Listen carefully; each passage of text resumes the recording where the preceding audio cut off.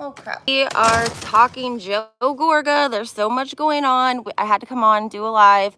All of my videos are taking forever to upload, so I figured I would just come on and do a live with you guys so we can get right down to the business, right?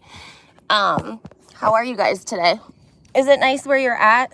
The weather here is beautiful. Joe Gorga is making news.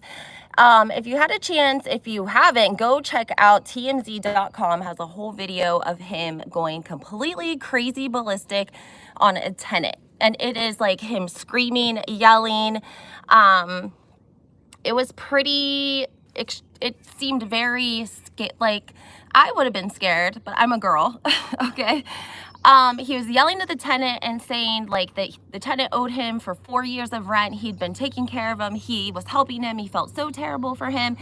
And the tenant is like, listen, you've been getting paid. I don't owe you 4 years of rent. Like, you've been getting money from the government because of the PPE loans. Like, they're screaming this, of course. Joe Gorga is screaming, and it like spit's flying out of his mouth, and he's saying, you might as well call me daddy.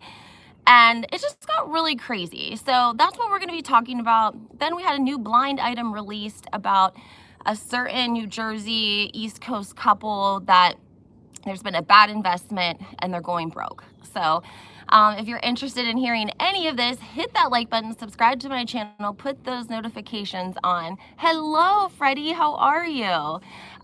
Because we got to talk Joe Gorga and all of this and this blind item, okay? Freddie, have you uploaded to YouTube lately? Is it just me that's having like a terrible time? I can't get any of my videos to upload. I have to go live all the time to get them to post. So weird. So anyways, Joe Gorga goes ballistic on this tenant who says that Joe Gorga has been getting his money. The government's been paying him. He's been getting PPE money. Yes, he owes him for 6 months, but he said that like nothing was being taken care of in the apartment building. He claimed that Joe Gorga told his maintenance men not to maintenance anything in that building. That rang true to me only because Kim D was on a Behind the Velvet Rope podcast. I've had issues, but I've had loads of job interviews, so I haven't uploaded much in the last couple of days. Okay, I was just wondering if it was just me. Anyways, the guy, they're screaming back and forth. Joe Gorga is screaming at him, saying, call me daddy. He's driving like a big silver truck. It doesn't even look like Joe Gorga because his hair is so gray. Like, I was like, where is all of his hair at? It doesn't even look like him. And TMZ has the full video. So I would suggest, if you haven't seen it, hop over to TMZ.com because they give you the full video in its entirety.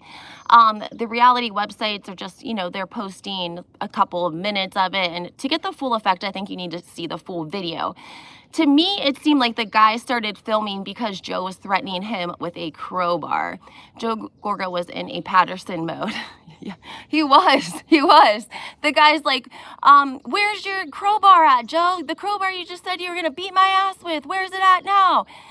And also allegedly like screaming at the man that he was selling drugs in the apartment building, selling drugs from his car. And the guy's like, I'm not a drug dealer. Look at my car. Like, you've known me for 4 years. Yes, I owe you rent from January till now.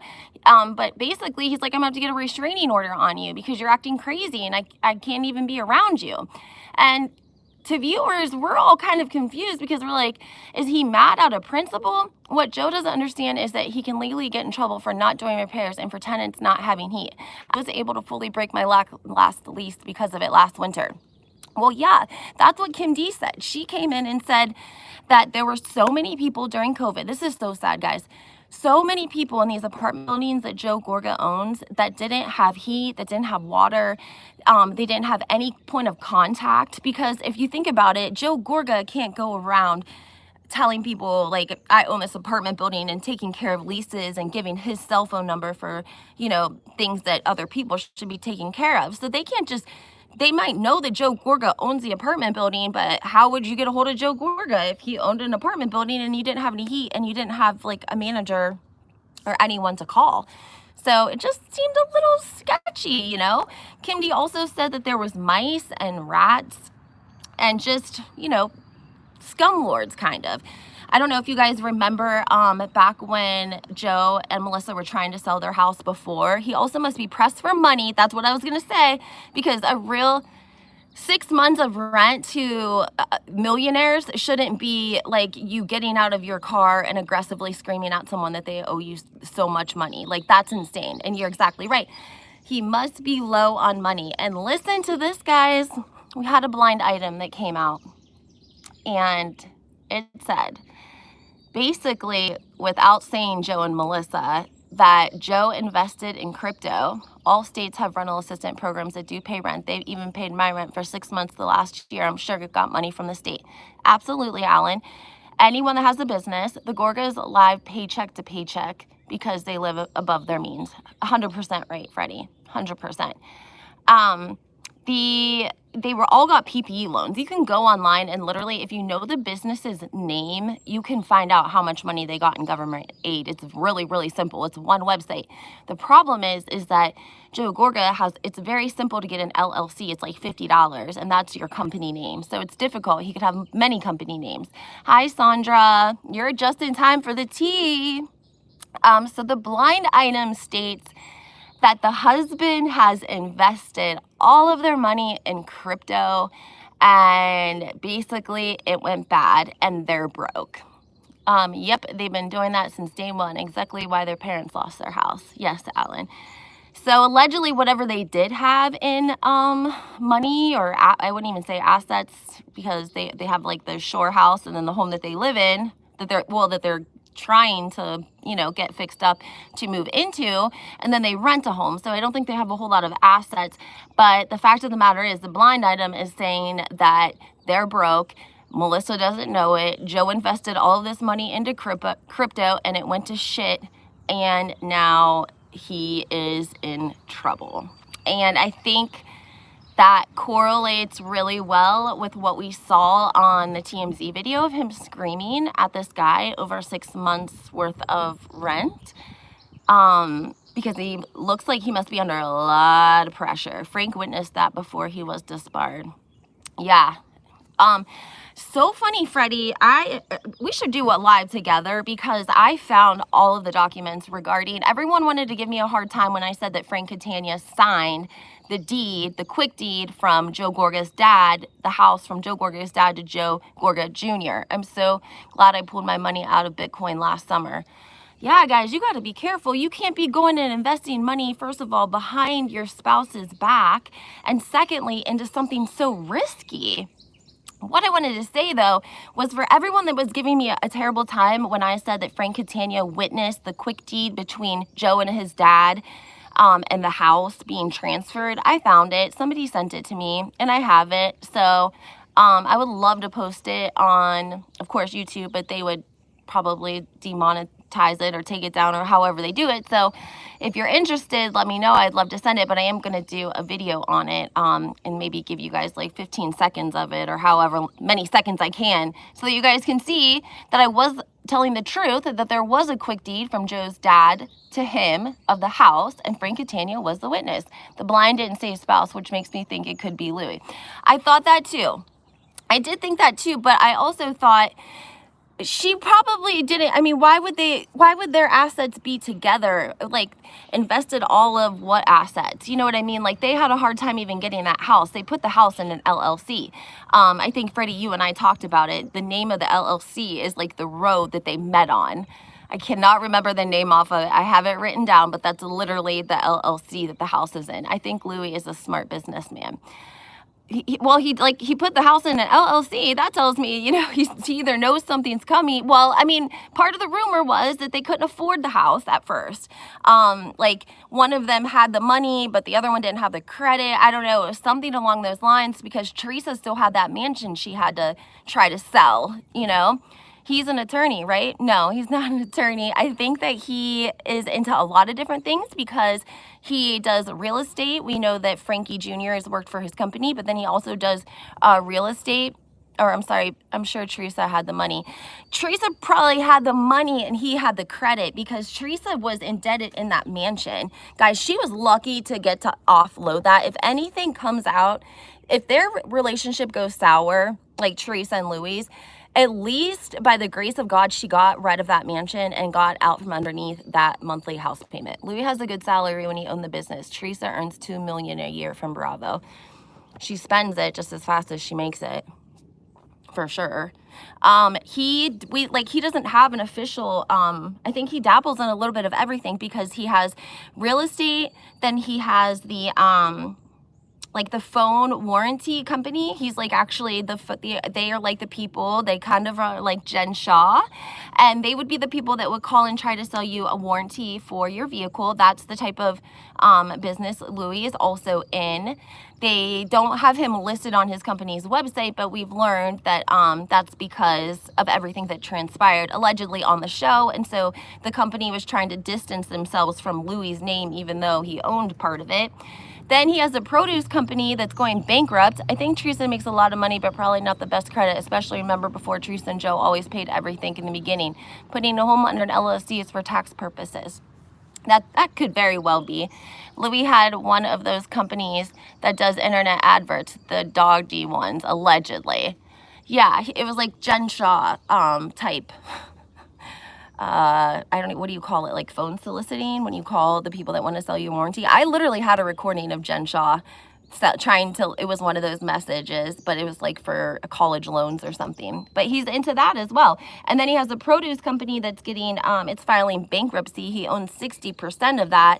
And I saw on Dana Wilkie, she let us know that it's so funny that somehow his court date for, it's a civil case, his court date over this produce company that he owns 60% in, like correlated perfectly with something that happened with the wedding to basically divert the attention to the wedding versus the court date. So I really have been wanting to ask. I missed it, Alan. Ask it again. I'm sorry. It only stayed on my screen for 2 seconds. Sorry. Ask the question. I didn't get to see it. I'm sorry. I'm struggling out here, guys. None of my videos will load. I was like, I'm just going to come live to everyone. I love talking with you guys, though, because you always give good information. Alan, I didn't see the question. Can you please post it again so I can try to help answer it? Maybe Freddie saw it, though. He's a historian, too, I would say. What did Jen Shah do to catch a case, and do you think she's guilty? Well, Jen owns she... Basically, whenever you work in, that was because allegedly mob ties. Yeah. Jen Shah does, anytime that you do sales, right? Like, whenever you do sales, like you have to, it doesn't matter if you're selling cars, if you're selling internet, whatever you're selling, you have to have people to sell it to, right? And if you just sit somewhere hoping that someone walks by the car lot to buy a car, like what are the chances you're not going to get a whole lot of sales, right? Okay, so companies will go and they will buy leads from lead companies, basically. So the lead company that's the people that take your information online whenever it says, will you do a quick survey? Or whenever you Google like cars, or maybe you get an estimate of your car on the Kelley Blue Book value site, whatever it may be. You know, it tracks your IP, anything, information you give out, your name, your address, they collect all of that. And they get like 500, leads together, and they sell them to that salesperson. So now that salesperson has 500 people to reach out to call, to try to network, to try to make appointments, to try to tell them they've got new cars on the lot, they've got deals, they've got sales, whatever the case may be. Jen Shah allegedly was providing leads of people that were easy to take advantage of. Like they had been taken advantage of through her company, which was allegedly selling them like some sort of a 6-month business plan. Like they were supposed to, it would be somebody that would go online, interested in entrepreneurship. She had one of the biggest telemarketing schemes operating in Utah and New York, targeting people. Freddie's completely right. It was very big. Actually, I'm going to do a whole separate video on this because some information just came out about one of her co-defendants, and I wanted to give you guys the information. It's a lot of details. Anyway, so once her company would allegedly take advantage of these elderly people and get a month, they would sign up for a monthly subscription, and they could never cancel it, right? And they're older folks, 50s, 60s, and 70s. They're not great with technology. Like, they're retired. They just wanted to maybe make a side business, and they got online and it said, you want to be an entrepreneur? We'll help you in 5 steps. No wonder that assistant never worked on the show, right? So she would take advantage of them, and then she would take those people and sell their information to other fraudulent companies of other people that she knew that was also taking advantage of, like, not selling a product and just selling a subscription that didn't really exist. So there was basically a web of people that knew none of each other were legit, and they were selling information to each other after taking advantage of the people themselves. And it becomes a much more serious offense when it's older people, when it's elderly people, okay? Any sort of crime against an elderly person, not a good thing. She's had everyone in that case take a plea deal. There's nobody left except for her. Everyone has taken a plea deal to testify against her. And she is determined to go in and fight. I saw her interview on Up and Adam. I want to do a video on it. Jen Shah's first assistant to it was on the show, and he admitted they were conning the elderly. Yes. Yes. I want to talk about him and some of his statements. I want to do another live. Maybe we could do one tonight, later, or something, Freddie. I don't know what your hours are over there. You living big in the UK and shit.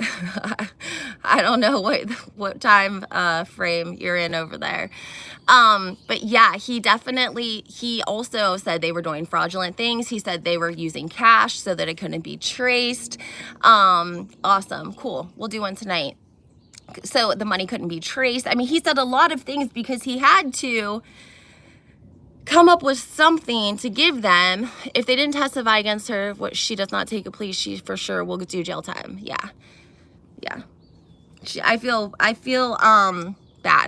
I feel bad. I don't even like to say anything about it because I don't want to give it bad juju. And you know, Jen Shah's husband is an attorney, so I hope that he is guiding